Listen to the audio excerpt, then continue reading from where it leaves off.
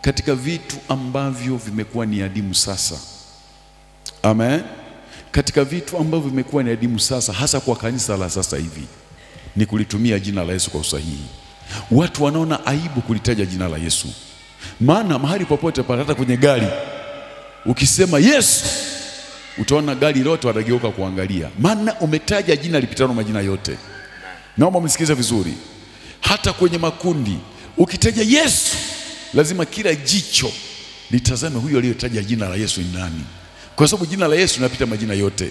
Sikiliza nikwambie, mahali unapokwenda, ninyi mnayokwenda chuo kikuu, nendeni na jina la Yesu. Sema amen. Mahali pote palipo pagumu, taja jina la Yesu. Musa akasema naenda na fimbo yangu.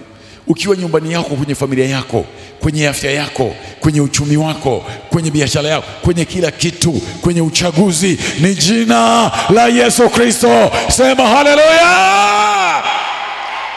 Ni jina la Yesu Kristo pekee. Jina la Yesu linapotajwa, kunatokea matokeo tarajiwa ya Mungu. Makofi na vigelegele kwa Yesu Kristo hai. Na nani wa kulitaja? Ni mimi. Wenye moyo safi, heri wenye moyo safi, maana hao watamwona Mungu. Makofi na vigelegele kwa Yesu Kristo hai.